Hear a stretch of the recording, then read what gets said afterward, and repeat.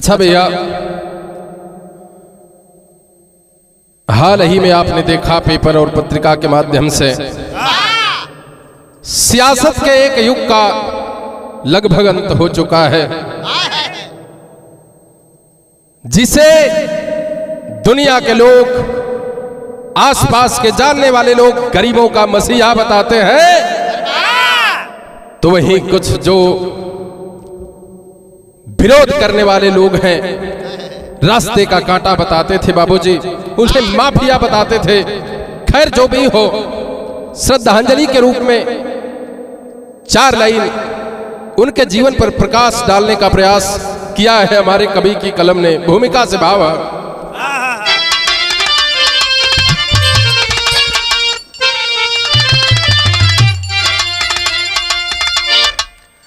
अंकुरित हो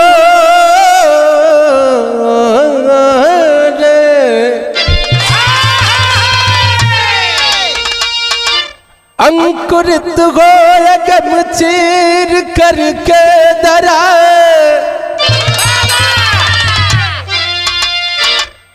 बृहद वृक्ष बन करके देता है छाया,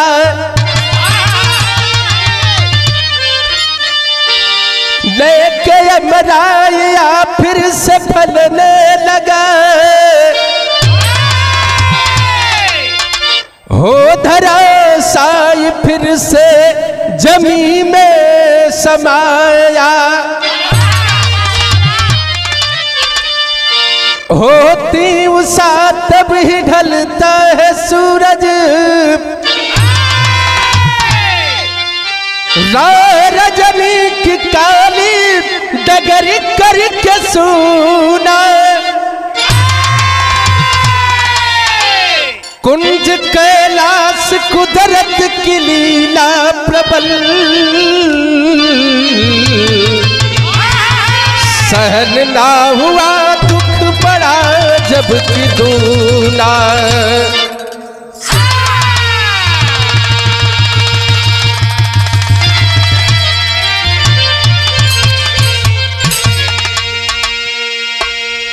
आखिरकार इस धरती पर जो भी आया एक ना एक दिन उस धरती को छोड़ करके जाना है बाबूजी। यहां एक लाइन गजल का संकेत लगा था,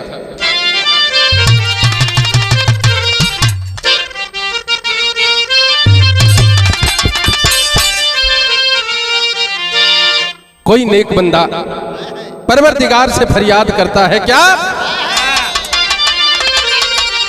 अरे अब मजा, अरे अब मजा नहीं आता दूर रह के जीने में,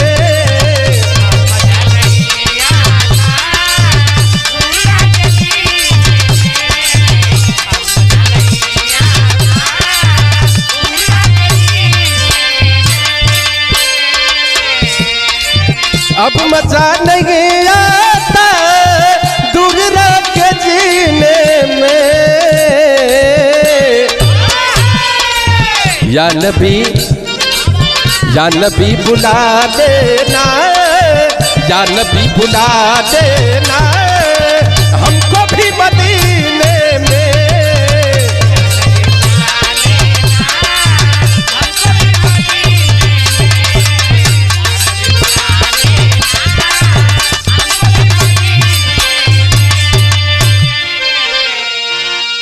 लेकिन ये जिंदगी की आखिरी सच्चाई है, ये जो भी आया इस धरती को छोड़ करके एक ना एक दिन जाना पड़ेगा। यही लिए कवि का कलम संकेत करते हो,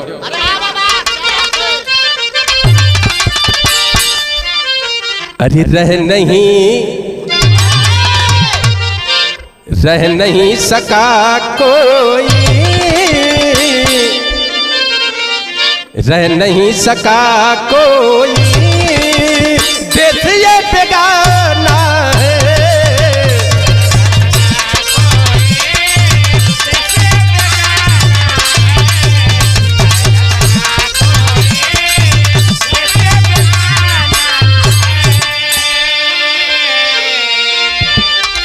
रह नहीं सका कोई देश ये बेगाना है,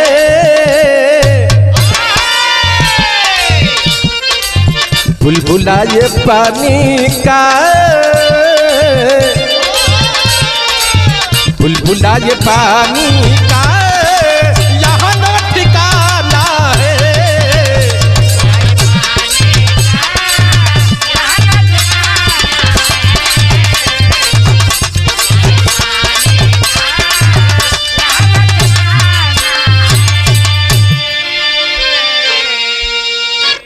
यही जगह से कहानी का शुरुआत हो गई।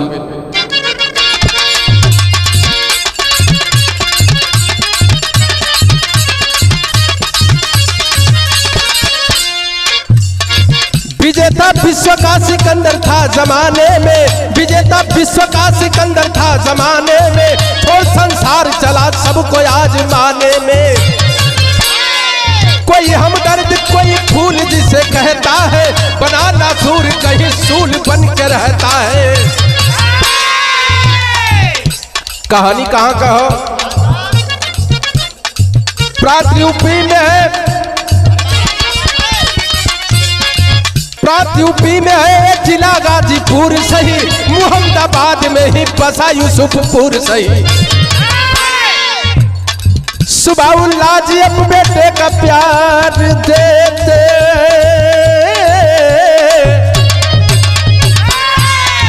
सुबाउल्लाह जी अब बेटे का प्यार देते हैं। अम्मी राबिया चल में 3 बेटे हैं। सुबाउल्लाह और माता राबिया के गोद में 3 गो बेटवा। सबसे बड़ बेटा सिबकतुल्लाह, उनसे छोट अफजाल अंसारी, और उनसे छोट बेटा जौनी का नाम बताओल गई भैया मुख्तार अंसारी। बचपन से ही होनहार थे, और जब समय बीतल और मुख्तार अंसारी साहब कभी जब शादी भइल तय नहू के गोद में 2 बेटा पैदा भइलन। कवन कवन? उमर अब्बास लाल जिंदगी की रेखा है, उमर अब्बास लाल जिंदगी की रेखा है, दशक 80 में है अपराध की वो रेखा है। बताया गया पेपर और पत्रिका के माध्यम से, मुख्तार अंसारी जानने वालों के अनुसार बताया गया गरीबों के मसीहा हुआ करते थे। और जब धीरे धीरे ये भैया कद बढ़े लागल, लोगन के साथ मिलल, जब सहयोग मिलल, तो जब कद बढ़े लागल मारे मुख्तार अंसारी साहब का, जब कद बढ़ल तो चर्चा होके लागल। आ जब चर्चा होके लागल तो यहाँ एक लाइन गीत लगता।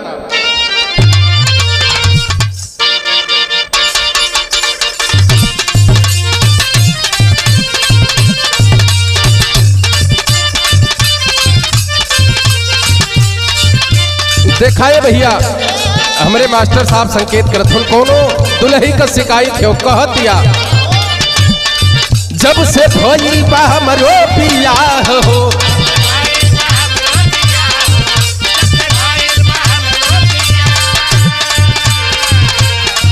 एक को पूरा भइल नहीं खेचा हो,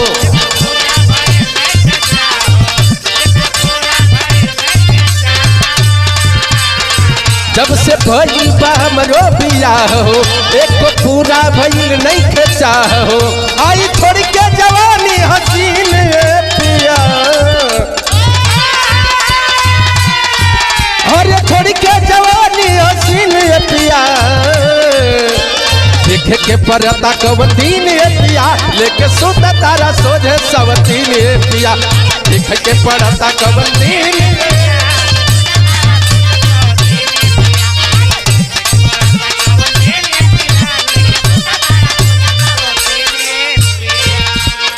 लेकिन जब चर्चा होके लागल, कद बढ़ल मुख्तार अंसारी का, तब कवि का कलम संकेत करत हो का, अरे केहू कहे माफिया बचर्चा जवार हो,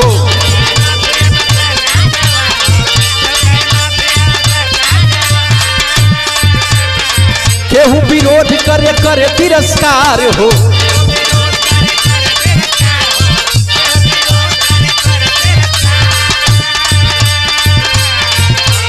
केहू कहे माफिया बचर्चा जवार हो, केहू विरोध करे करे तिरस्कार हो। अरे चढ़ली जवनिया हो सोर हो गई,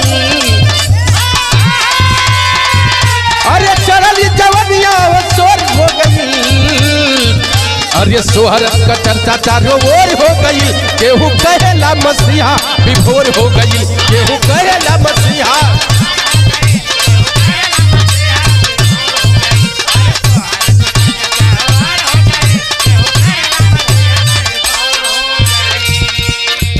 काटे बदमाश जब देखावे लनबू ताकत,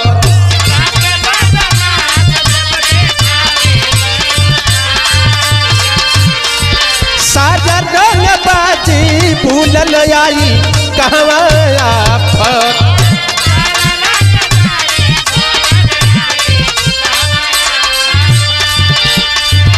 अरे फूटल किरनिया तो भोर हो गई, अरे फूटल किरनिया तो भोर हो गई, सोहरत का चर्चा चारों ओर हो गई, केहू कहेला मसीहा मन विभोर हो गई।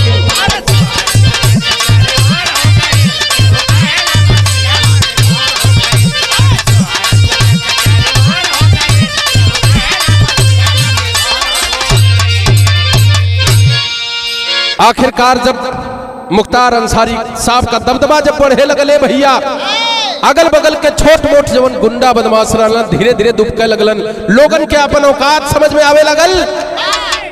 सोचता लोग के भाई मुख्तार अंसारी के सामने हमनी का औकात कद बिल्कुल छोटा हो। आखिरकार प्रतिद्वंदियों में चर्चा होके लगल और धीरे धीरे समय आ गई 1996 और 1996 में जब पहली बार उन्होंने राजनीति में कदम रखा बाबूजी, और जब राजनीति में कदम रखलन तो यहां गीत लग गई।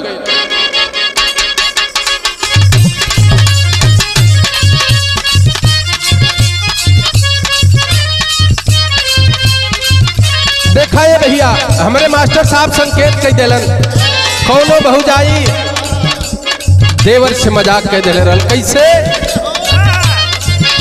सावन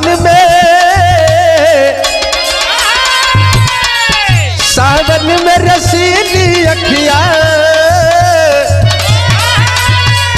सावन में रसीली अखिया, जब लड़ी तो एक्सीडेंट करी, सावन में रसीली अखिया।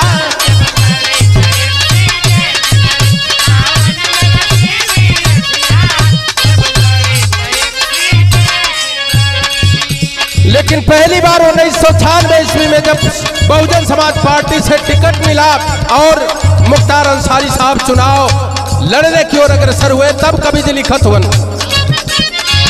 जब आइल छान पे समैया, जब आइल छान पे समैया, राजनीति में कदम बढ़वले हो।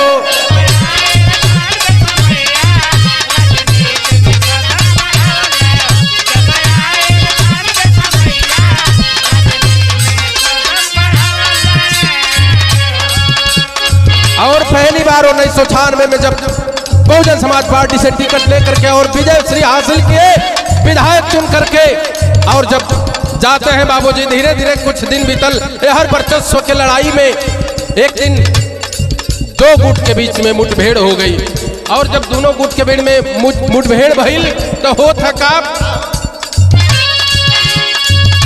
उसरी का गोली कांड भइलन मशहूर हो।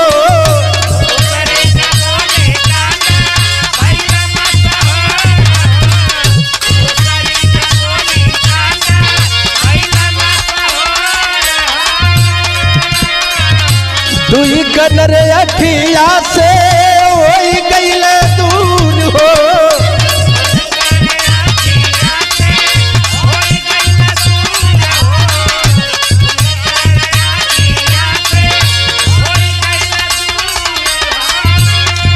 तब दुश्मन कह दुश्मन बने मुदैया,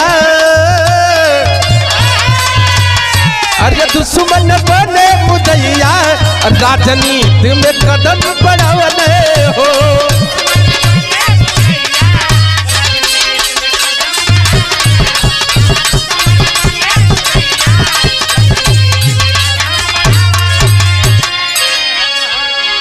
आखिरकार ये घटना 2001 में जौने समय भैया उसरी नामक स्थान पर जब मुठभेड़ भइल, मुख्तार अंसारी साहब की जान बचाते बचाते 2 गनर उनके मार दिए गए। 2 ठे शूटर मर गए ने भैया वही, लेकिन किसी तरह से जान बच गई। और जब जान बचले भैया तब वर्चस्व का लड़ाई फिर भी जारी हो और समय आ गई धीरे धीरे 2005 का। उस समय हिंदुस्तान उत्तर प्रदेश में भारतीय जनता पार्टी की सरकार हुआ करती थी और बीजेपी से विधायक चुन करके कृष्णानंद राय जी उस समय विजय हासिल करके और विधायक चुने गए। वर्चस्व का लड़ाई जारी हो। एक दिन वर्चस्व के लड़ाई में आखिर एक समय ऐसा भी आयल जब कृष्णानंद राय वर्तमान विधायक हुआ करते थे बाबूजी तत्कालीन समय के। और एक दिन का बात है, कृष्णानंद राय अपने घर से कुछ साथियों को लेकर के और उद्घाटन करने के लिए किसी कार्यक्रम में चले हैं। और जब चलने भैया तय हर मुख्तार अंसारी अपने साथियों के साथ तैयारी करके और रास्ते में उनका इंतजार कर रहे थे। और हो थका यहाँ गीत लगा था,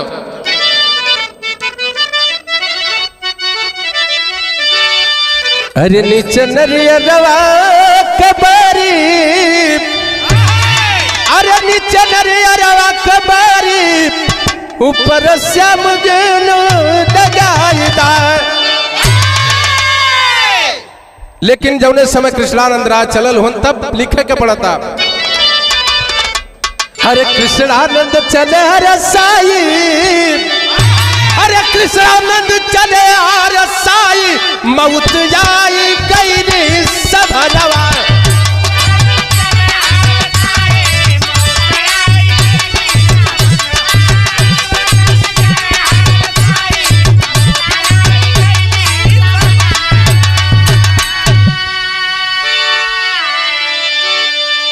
अखर उद्घाटन चले सोनाठी हो गौआ, 400 राउंड फायरिंग से मिट गई नौआ।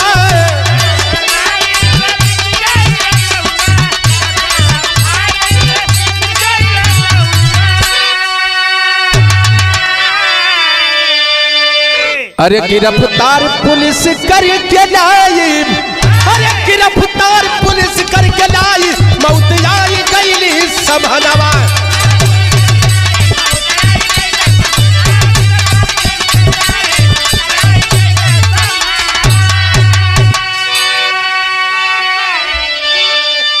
आखिरकार कृष्णानंद हत्या कांड के बाद मुख्तार अंसारी की जैसे जिंदगी ही बदल गई बाबूजी। और धीरे धीरे समय बीते लागल। यहाँ टेरी में भाव है, अरे परिंदा परिंदा ना गगन में रह सका, पसारे पंख हार के आए धरा पे जिंदा, अरे हाँ जिंदा अब हाँ जिंदा। आखिरकार आदमी कितना ही शोहरत कमा ले, कितना भी नाम कमा ले, लेकिन एक दिन मौत तो आनी निश्चित है बाबूजी। आखिरकार समय बीतत हो, धीरे धीरे समय आ गई 2017 का। कवि जी विदेशिया में भाव लिखलन,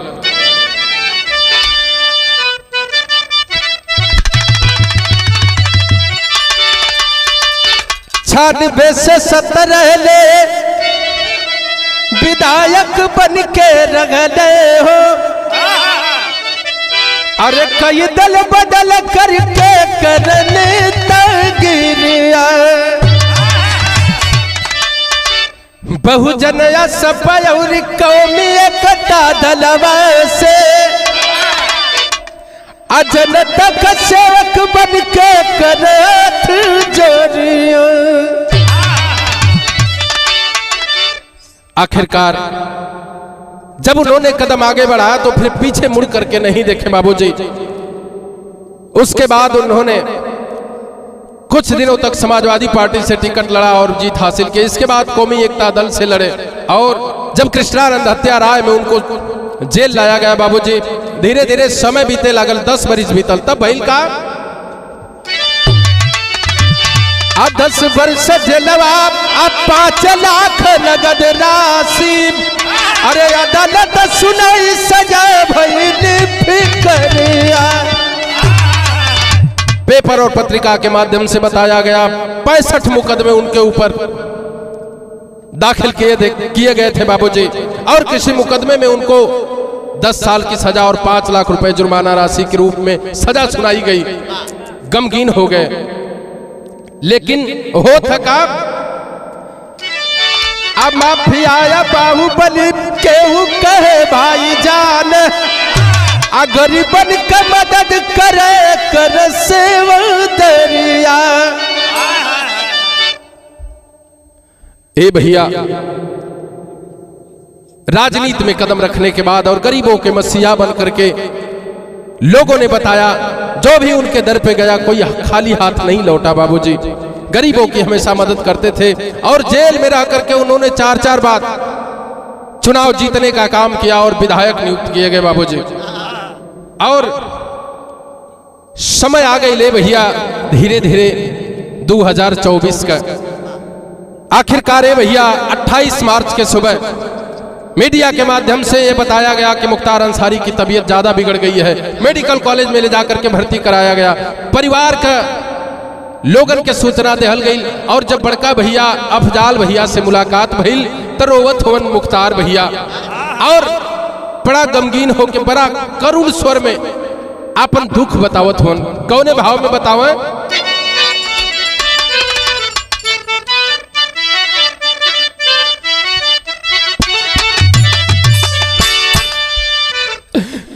कि कटले सबैया, अरे कटले सबैया नहीं जेल के कोठरिया में।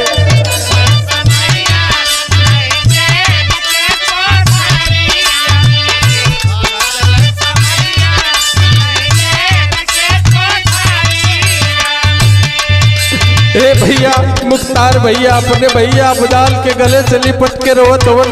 कलले भैया वो दिन याद आवेला जब बचपना में हमने दोनों भाई है भैया एक साथ कभी खेला करते थे। वह परिवार का सुख और वो रसूख याद आता है भैया। अब तो एक एक दिन काटल पार हो गए भैया। कहल जाला ए भैया भाई जैसन इतना भाई जैसन दुश्मन आज भाई से भाई लिपट करके रो रहा है और दूसरा भाई लाचार है, कोई मदद नहीं कर रहा है। रो रहे दोनों भाई। तब कहे के पड़ल का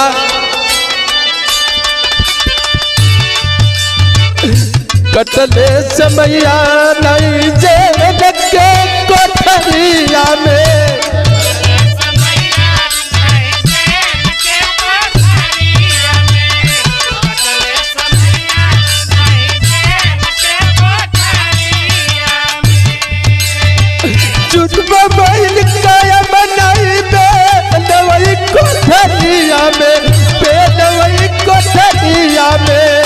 कटले समैया नहीं जेल के कोठरिया में।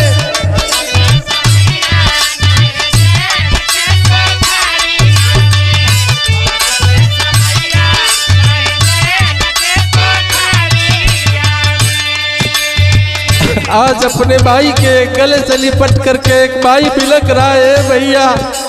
अब लगत हो जिंदगी का दिन करीब आ गए बाबू, अब जान ना बची। इशारा कह के और रो रहा है भाई। कहता है क्या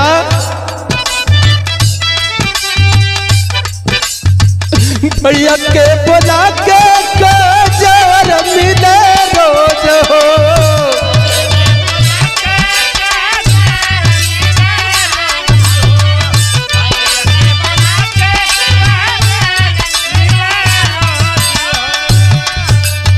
स्वीट पॉइजन देला हमके खड़ावे में डोज।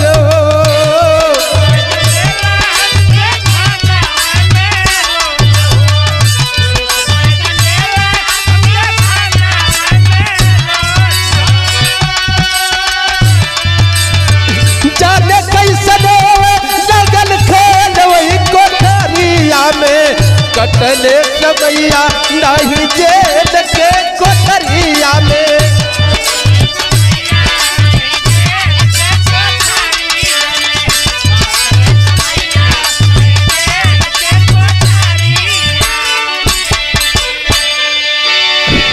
रो करके वह भाई कहता है भाई अब लगता जिंदगी का दिन अब करीब आ गल, अब ज्यादा दिन का मेहमान हम ना है, शायद मौत अब रास्ते में इंतजार कर रही है। आखिरकार हो तो का कवि जी पापट में भाव देता ना,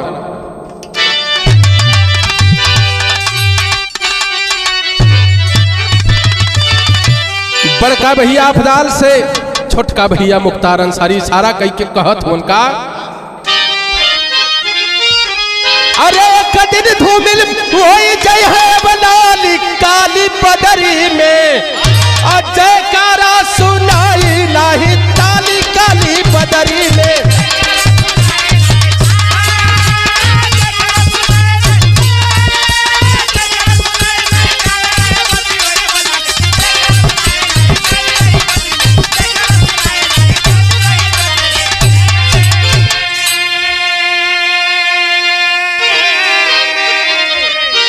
एक दिन हुए बेस अंसारी डॉक्टर के पास भेजवाए हो, अफजाल अंसारी भेंट हो कैले उपचार तब करवाए हो, मन में बतिया भैया के वसाली काली बदरी में, अल्लाह जैसे छीन गई खुशहाली काली बदरी में।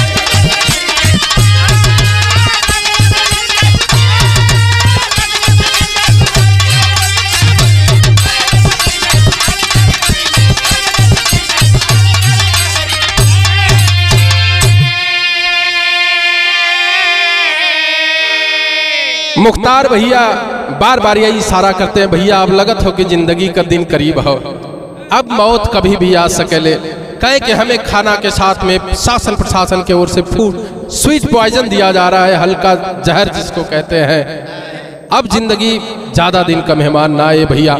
आखिर बहिल का याल हमें भाव है,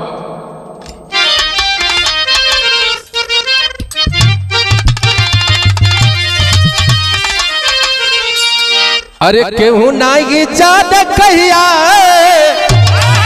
अरे मौत कहवा आई बाबू, लागल बाया चार संगीता दे सवे बाजार,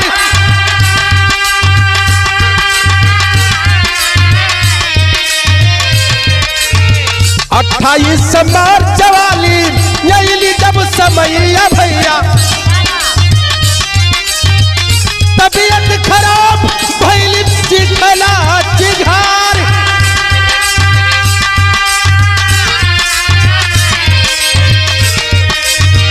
रानी दुर्गावती मेडिकल कॉलेज लेके आई भैया, करनी गरानी और सहोना उपचार,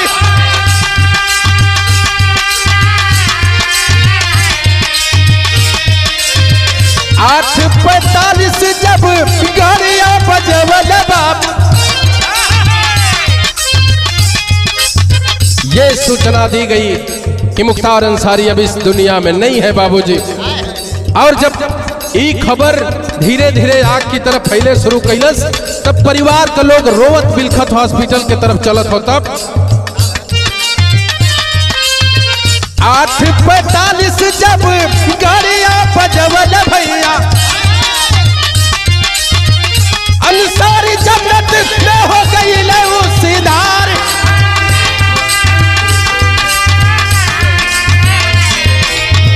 सूचना मिलन बपरी दुआर टूटी गई न बाबू,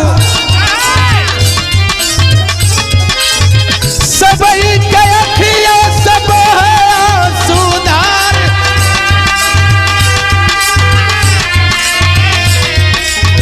सोचा बजाना मर टूटी गई बहिया बाबू,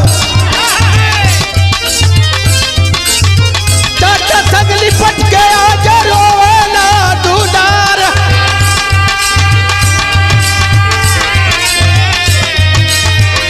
गम गई नयफ सबैली सुधिया बुलाई हो गईली,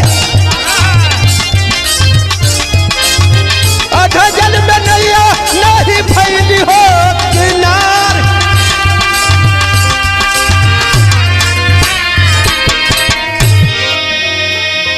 आखिरकार अफजाल अंसारी के मौत की खबर सुन के परिवार के लोग पहुंचे हैं मौकाए वारदात पर भैया, और वहां से हॉस्पिटल से ले जाकर के चीर घर में लाश को शिफ्ट किया गया और पोस्टमार्टम करने के लिए डॉक्टरों की टीम गठित की गई। बाबूजी, परिवार का लोग जेने बिलखता उन्हें बिलखता, कुछ लोग शोक संवेदना व्यक्त करता, लेकिन आखिरकार ये संदेश पूरे हिंदुस्तान में जैसे आग की तरफ फैला और जे उनके चाहे वाला रहल, जे उनके मसीहा कहत रहले भैया, सबके आंख में आंसू, अगल बगल के लोग रोवता। और गाजीपुर जो उनको नजदीक से जानने वाले पहचानने वाले लोग थे, गमगीन है भैया। और हम तो गा रहे हैं लोगों के बताए अनुसार, चूंकि व्यक्तिगत रूप से हमारा मिलना नहीं हो पाया था, लेकिन मीडिया और लोगों के बताने के अनुसार वो गरीबों के मसीहा थे और जो अपने आप को माफिया समझते थे, मतलब बदमाशों के लिए बदमाश थे और गरीबों के लिए मसीहा कहे जाते थे मुख्तार अंसारी। आखिरकार आखिरी लाइन में भाव है,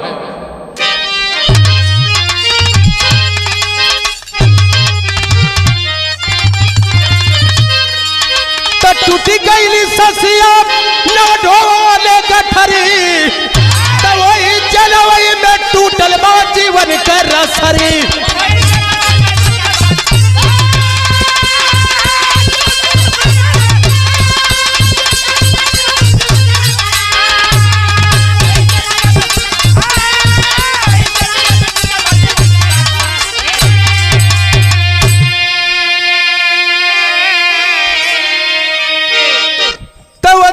मार्च 9 बजे के समैया, चीर घर में लाश सब दुख दैया।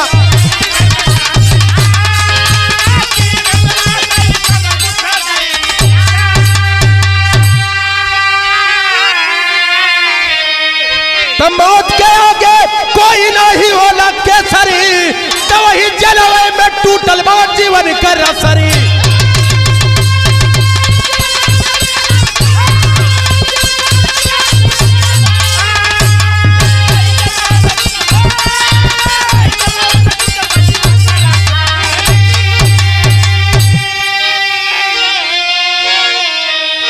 और आखिरकार भैया पोस्टमार्टम करने के बाद मुख्तार अंसारी की लाश को मोहम्मदाबाद उनके आवास पर लाया गया और उनके समर्थकों में काफी दुख और कुछ राजनेताओं ने भी शोक संवेदना व्यक्त किया। आखिरी लाइन में भाव है, गुरु बिहारी, गुरु गणेश, गुरु रामलाल नरेश, राजनारायण कहा चंद्रिका दुख में कबीर रमेश। परिंदा ना गगन में रह सका, तब बबलू कैलाश कभी कोई करी है नहीं निंदा। परिंदा ना गगन में रह सका।